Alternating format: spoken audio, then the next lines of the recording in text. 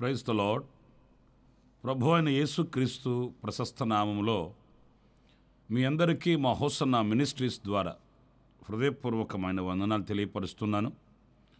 ప్రతిదినం ఈ అనుదిన కృప అనే పరిచర్యల ద్వారా దైవ సంబంధమైన మేలులు పొందుకుంటున్నారని, ఆధ్యాత్మికమైనటువంటి శక్తితో మహిమ కలిగిన రాకడ కొరకు సిద్ధపరచబడుతున్నారని నేను విశ్వసిస్తున్నాను.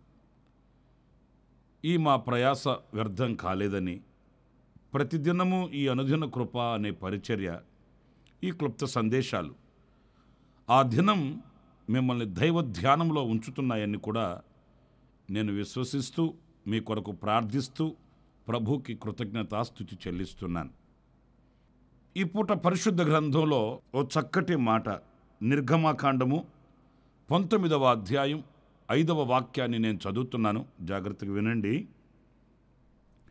మీరు నా మాట శ్రద్ధగా విని నా నిబంధనను అనుసరించి నడిచిన ఎడల మీరు సమస్త దేశజనులలో నాకు స్వకీయ సంపాద్యమగుదురు. ప్రియులారా, ఇక్కడ మనం గమనించవలసింది, శ్రద్ధగా నా మాట విని ఆ నిబంధనను అనుసరించి నడిచిన ఎడల గొప్ప దీవెన కలుగుతుంది. అదేంటంటే, సమస్త జనములలో మనము ఆయనకి స్వకీయ సంపాద్యముగా మార్చబడతాము అనేది ఈ వాక్యంలో మనం గమనించవచ్చు. కానీ విశేషంగా నేను ఈ వాక్యంలో ధ్యానించాలనుకున్న విషయం ఏంటంటే, అసలు దేవుని మాట మీద మనకు శ్రద్ధ కావాలి కదండి. ఈ శ్రద్ధ అనేది ఎప్పుడైతే మనము కలిగి ఉంటామో దైవ దీవెనలు ఏవి కూడా మనము పోగొట్టుకోమండి. ఆ దైవ దీవెనలకు మన పాత్రులం అవుతాము. దేవుని నిత్య సంకల్పం మనలో ప్రత్యక్షమవుతుంది. ఆ నిత్య సంకల్పాన్ని మనం గుర్తించగలుగుతాము. చాలామంది ఈరోజు దేవుని కార్యక్రమాల మీద శ్రద్ధ నిలపట్లేదండి. దేవుని మందిరానికి వస్తారు, వాక్యం వింటారు. ఎలా వింటారు? వినాలి గనుక వింటారు. ప్రార్థన చేస్తారు. ఎలా చేస్తారు? చెయ్యాలి గనుక చేస్తారు. ఆ దైవ సంబంధమైన వాటి మీద శ్రద్ధను కలిగిన వారమే అయితే ఆ శ్రద్ధ మనకు పెద్ద దీవెననే కలిగిస్తుంది. ఈ రోజున నా ప్రియమైన సహోదరులారా, ఆయన స్వకీయ సంపాద్యముగా మనం మార్చబడిన వారమై ఆయనలోని ప్రతి దీవెనకు మనం పాత్రులము కావాలి అంటే మొట్టమొదటిగా మనం నేర్చుకోవాల్సింది శ్రద్ధ కలిగి ఉండడం. దేవుని మందిరానికి వెళ్ళాలంటే ఎంత అశ్రద్ధో, దేవుని సన్నిధిలో మోకరించాలంటే ఎంత విసుగుతో కూడిన పనో కొంతమందికి. అలాగైతే ఎలా దీవెనలు పొందుకుంటామండి? ఎలా ఆశీర్వాదాన్ని అనుభవించగలుగుతాము? వేరే వేరే కార్యకలాపాల మీద పెట్టిన శ్రద్ధ, వేరే వేరే కార్యక్రమాలని చేయాలనుకున్న శ్రద్ధ దైవ కార్యక్రమాల మీద చూపించలేకపోతున్నామండి. శ్రద్ధగా పనిచేసే వాళ్ళకి ఏమి ఆశీర్వాదాలు కలుగుతాయో లేఖన భాగాలలో మనం కొన్నిటిని పరిశీలిద్దాము. జాగ్రత్తగా వినండి. సామెతల గ్రంథంలో ప్రాముఖ్యంగా కొన్ని చక్కటి విషయాల్ని దైవజనుడు రాశాడండి. ఆ మాటలు ఒక్కొక్కటిగా నేను మీకు జ్ఞాపకం చేస్తాను. 12వ అధ్యాయం 24వ వాక్యాన్ని చదివితే, శ్రద్ధగా పనిచేయువారు ఏలుబడి చేయుదురు, సోమరులు వెట్టి పనులు చేయవలసి వచ్చును. ఎంత చక్కటి అనుభవపూర్వకమైన మాట చూడండి. ఎవరైనా గనక తాను చేసే పని మీద, దేవుడు వాళ్ళకు ఉంచిన ఆ పని మీద, దేవుడు తనకిచ్చిన ఆ పని మీద శ్రద్ధ కలిగిన వారైతే వారు వెట్టి పనులు చేయగలిగినటువంటి కష్టతరమైన అనుభవాలలో ఉండరండి. వాళ్ళు ఏలుబడి చేయగలిగిన స్థితికి ఎక్కుతారట. ఒకనాడు వాళ్ళు ఏలుబడి చేయగలిగిన ఆ ఉన్నత స్థానానికి వెళుతారండి, ఆ స్థితికి వెళుతారండి. ఆ శ్రద్ధ వాళ్ళనికి అంత ఘనతనిస్తుంది. ఈ అశ్రద్ధ కలిగి విలువ లేకుండా, ఆ అనుగ్రహింపబడిన వాటి మీద మనసు లేకుండా నిర్లక్ష్య స్వభావంతో ఉంటారు కదండి, వాళ్ళు వెట్టి పనులు చేయవలసి వస్తుందంట. చూడండి, ఒక మాట చెప్తాను. అందరి తల్లిదండ్రులు పిల్లల్ని స్కూలుకు పంపిస్తారు, బడికి పంపిస్తారు. ఆ చదువు మీద శ్రద్ధ కలిగిన వ్యక్తి ఏమవుతాడు? చక్కగా చదువుకొని ఒక 10 మందిని నడిపించగలిగిన జ్ఞాన సంపద గలవాడవుతాడు, ఏలుబడి చేస్తాడు. ఆ చదువు మీద ఇంట్రెస్ట్ లేకుండా, శ్రద్ధ లేకుండా, ఆసక్తి లేకుండా ఆడుతూ పాడుతూ తిరిగిన వ్యక్తి ఉంటాడు. అతను ఏం చేస్తాడు? అతను బ్రతికెలా ఉంటుంది? వెట్టి పనులు చేయవలసి వస్తుంది. కూలీ నాలి చేసుకొని ఉదయం మొదలుకొని రాత్రి వరకు బండలు మోసి బండలు కొట్టి ఇలాంటి కూలీ నాలి పని చేసుకునే వ్యక్తులు మనం చూస్తుంటాము. అదేమి వాళ్ళు చేసిన పాపమో మనం చేసుకున్న పుణ్యమో కాదు, శ్రద్ధ నిలపలేదు అంతే. అదే వాళ్ళు కొంచెం గనక శ్రద్ధ నిలిపి కొంచెం జాగ్రత్తగా వాళ్ళు చదువుకొని ఉండుంటే ఎంత ఆశీర్వాదకరంగా ఉండేది. వాళ్ళ ఫ్యూచర్ ఎంత బ్రైట్గా ఉండేది, ఎంత ఆశీర్వాదకరంగా 10 మందికి ఉపాధి చూపించగలిగిన, ఆ ఏలుబడి చేయగలిగిన స్థితికి వచ్చేవాళ్ళు కదా. ఈరోజు నేను మీతో చెప్పగలిగింది, దైవ సంబంధమైన కార్యక్రమాలలో కూడా ఈ శ్రద్ధ మనకు ఉండాలండి. అప్పుడే ఒక ఉన్నత స్థితికి మనం ఎక్కగలుగుతాము, ఒక ఉన్నత స్థితికి మనం రాగలుగుతాము, సాక్షిగా బ్రతకగలుగుతామండి. కొంతమంది ఎన్నో సంవత్సరాలు అయి ఉంటుంది ప్రభువుని నమ్ముకొని, దేవుని గురించి, ప్రభువుని గురించి ఒక 4 మాటలు చెప్పమంటే చెప్పలేరండి. ఎందుకని? శ్రద్ధ కలిగి విని, ఆ భక్తి మీద, దైవ శక్తి మీద శ్రద్ధ కలిగి, వివేకం కలిగి ఆ పని చేస్తే కదా. నా ప్రియమైన సహోదరులారా, శ్రద్ధగా పనిచేయు వ్యక్తి ఏలుబడి చేస్తాడు, ఉన్నత స్థితికి వస్తాడు. ఏదో బాధ్యత నెరవేర్చడం కాదండి, చేయమన్నారు దీన్ని చేస్తున్నాను అని కాదు. కొంతమంది అలాగ కూడా ఉంటారండి. వాళ్ళకి ఆ బాధ్యత నెరవేర్చేస్తే భారం దింపేసుకున్నట్లయిపోద్ది. ఈ పని చేయమన్నారండి, చెయ్యాలి కదండి, అంతేకాని ఈ పని చేయమన్నారు అనే ఒక శ్రద్ధతో దానిని సంతోషంగా చేయడం, ప్రతిఫలాన్ని పొందుకోవడం, నాయకులైన వాళ్ళ దగ్గర మంచి సాక్ష్యాన్ని పొందడం, ఇలాంటివి దూరం అయిపోతున్నాయండి. కనుక నా ప్రియ సహోదరులారా, శ్రద్ధగా పనిచేయువాడు ఏలుబడి చేస్తాడు. మరొక మాట ఈ సామెతల గ్రంథంలోని మనం చదివితే, ఆ మాట 10వ అధ్యాయము 4వ వాక్యంలో మనం చదువుతామండి. బద్ధకముగా పనిచేయువాడు దరిద్రుడగును, శ్రద్ధ గలవాడు ఐశ్వర్యవంతుడగును. జ్ఞాని అని సొలొమోను మాటలన్నీ అనుభవపూర్వకమైనవండి. ఎందుకంటే దేవుని దగ్గర జ్ఞానాన్ని పొందుకొని అన్నిటిని వివేచించిన వ్యక్తి కదా. అందుచేత బద్ధకంగా పనిచేయడం, నేను చెప్పాను కదండి, ఆశ ఉండి లేనట్లుగా చెయ్యాలి గనుక ఇంట్రెస్ట్ లేకపోయినా చేయడం, ఆ పనిని చేయాలి అనే ఆసక్తి కనపరచకపోవడం, బద్ధకంగా పనిచేయడం. 10 గంటలకు ప్రార్థనా కూడిక, నిద్ర లేగడమే 10 గంటలకు లేస్తే ఇంకెప్పుడు వెళ్తున్నట్లు అక్కడికి? సరే, వెళ్లకుండా ఉంటారా? అలా కాదు, వెళ్తారు. చేయకుండా ఉంటారా? చేస్తారు. ఎలా? బద్ధకంగా చేయడం. ఆ ఆసక్తి వాళ్ళలో చూడలేమండి, ఆ చురుకుదనం వాళ్ళలో ఉండదండి. అయ్యో నేను సమయానికి వెళ్ళాలి, అయ్యో నేను ఈ పని చేయాలి, అమ్మో ఇది నాకు అప్పగించబడినటువంటి కర్తవ్యం, దీనిలో నేను ఒక గొప్ప ఆశీర్వాదాన్ని పొందాలి అనే ఆ చురుకుదనం ఉండదండి. చేస్తాంలేండి, ఇప్పుడు ఏమైందంట, చేస్తామని చెప్పాము కదా, దానికి ఎంతకింత రుబాబేంటి? ఆ బద్ధకం అండి. అందుకే ఈ గ్రంథకర్త చెప్తాడు, సోమరి చీమల యొద్దకు వెళ్ళి జ్ఞానాన్ని తెచ్చుకో, కూర్చుకో. అవి చూడు వేసవి కాలంలోని ధాన్యాన్ని కూర్చుకుంటాయి. బద్ధకంగా పడుకోవు. బద్ధకంగా ఏమవుతుందిలే, నలుగురికి జరిగిందే కదా నాకు జరుగుతుంది అలా అనుకోవు. చీమ ఎంత, దాని యొక్క తల ఎంత, ఆ తలలో మెదడెంత. మరి ఆ చిన్న మెదడుకి అంత వివేకం ఉంటే మరి మనకేంటి? ఆలోచించండి. బద్ధకంగా పనిచేయువాడు దరిద్రతలోకి వెళ్ళిపోతాడట. అవును కదండి. తొలకరి వర్షం పడేటప్పుడు ఒక వ్యవసాయకుడు ఏం చేస్తాడు?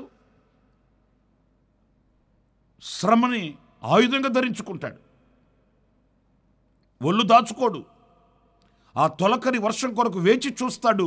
ఆ తొలకరి జల్లు కురవగానే పొలంలోకి వెళ్ళి పొలాన్ని దున్నుతాడు. కోతకాలం వస్తుంది, చేతి నిండా పంట వస్తుంది, ఇంటికి తెచ్చుకుంటాడు. మరి ఆ తొలకరి వర్షం పడేటప్పుడు దుప్పటి కప్పి పడుకున్నవాడి పరిస్థితి ఏంటి? శ్రమ అంటే అసహించుకున్న వాడి పరిస్థితి ఏంటి? ఏం ప్రతిఫలం వస్తుంది అతనికి? సిగ్గుతో తల వంచవలసి వస్తుంది. దరిద్రత కుటుంబాన్ని ఏలుతుంది.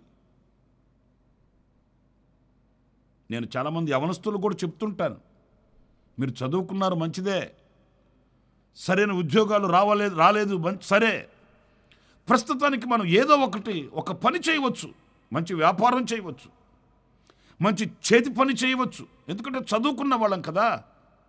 చదువు లేని వాళ్ళకైతే ఆ విజ్ఞానం ఉండదు, ఆ యొక్క విశాలమైన మనసు లేదు కనుక, వాళ్ళకి అంత జ్ఞాన సంపద లేదు కనుక పాపం వాళ్ళు చేయలేరు. చదువుకోని వాళ్ళు.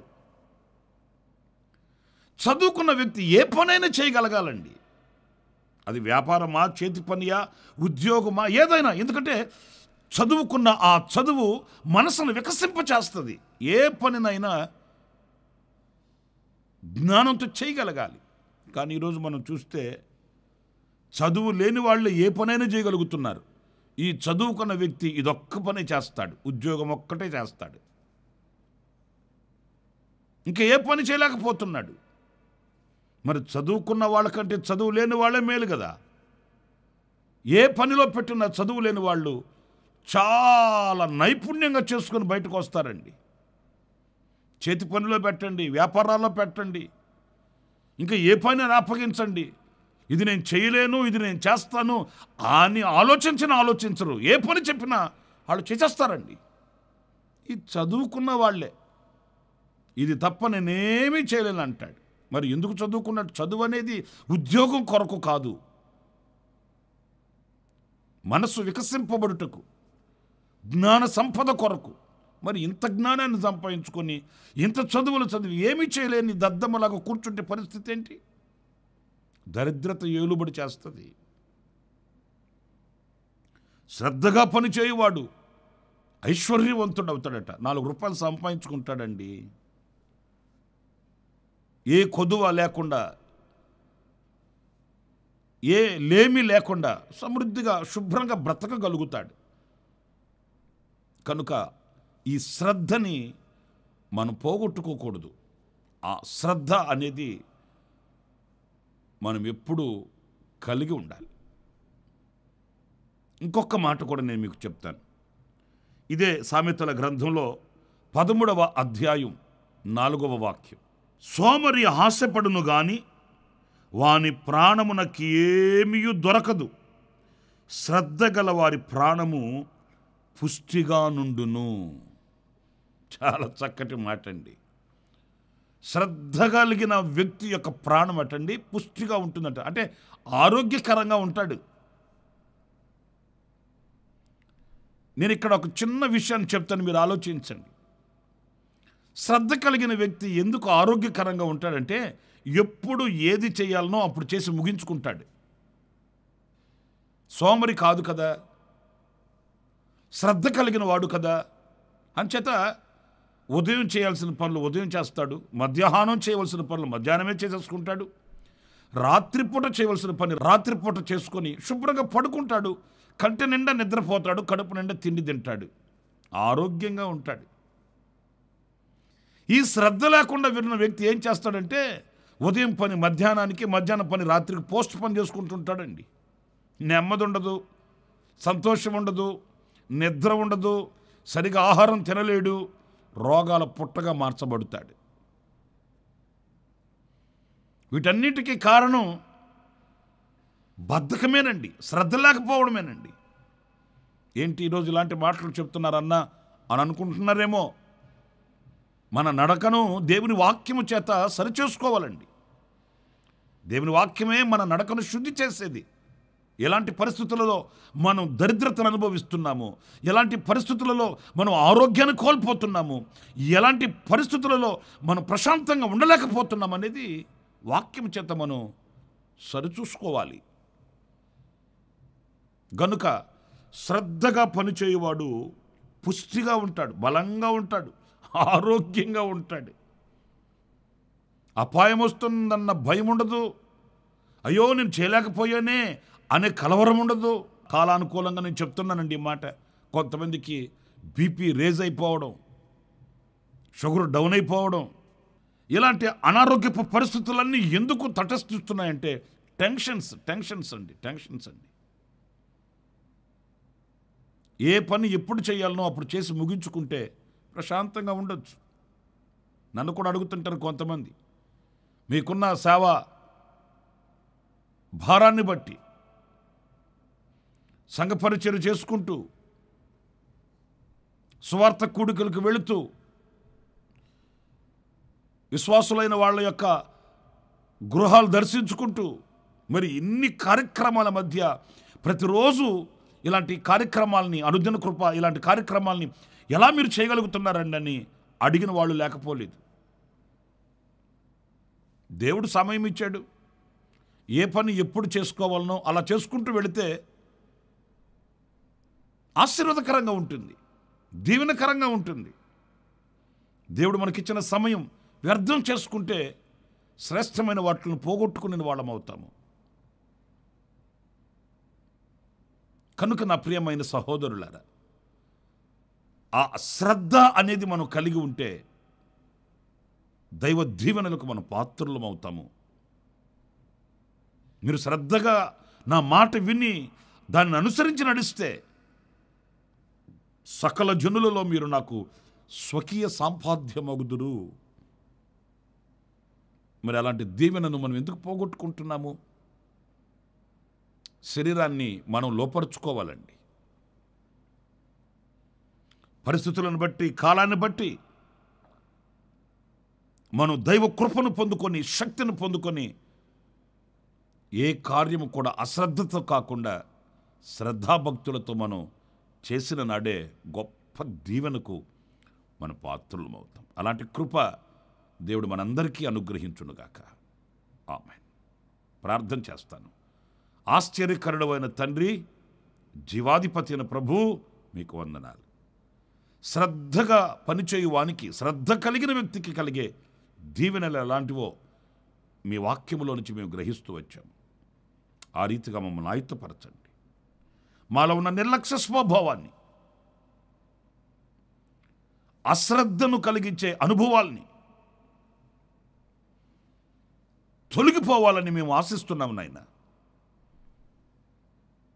మీ కృప మా మీద సమృద్ధిగా ఉంచండి, మీ శక్తిని మా మీద కుమ్మరించండి, బలవంతులుగా మమ్మల్ని మార్చండి. మేము ఆరోగ్యవంతులమై, పుష్టి కలిగిన వారమై, ఐశ్వర్యవంతులమై, ఏలుబడి చేయువారమై నీ నామ ఘనత కొరకు మేము బ్రతుకుటకు సహాయం చేయమని. ఇదిగో ఈ మాటలు వింటున్న వారిలో ఎవరిలోనైనా ఇలాంటి అశ్రద్ధ, నిర్లక్ష్య స్వభావం, బద్ధకము ఇలాంటివి ఏమైనా వాళ్ళ ఆశీర్వాదానికి ఆటంకాలుగా ఉంటే వాటిని తొలగించండి. మీ దీవెనకు పాత్రులుగా చేయమని మీ పాద పద్మానికి ఒక్కొక్కరిని అప్పగించుకుంటూ యేసు నామములో ప్రార్థించి వేడుకొనుచున్నాను తండ్రి. ఆమెన్. ఆమెన్. ప్రభు మిమ్మల్ని ఆశీర్వదించి దీవించునుగాక. ఈ దినమంతా విశేషమైన కృప నా దేవుడు సమృద్ధిగా మీకు అనుగ్రహించునుగాక. ఆమేన్. ప్రతి దినము ఈ అనుదిన కృపాను సందేశాల కొరకు ఇంకా మరిన్ని ఆత్మ సంబంధమైన సందేశాల కొరకు ఈ మా యూట్యూబ్ ఛానల్ ని సబ్స్క్రైబ్ చేసుకోండి. Pastor Ramesh Kosanna ministries.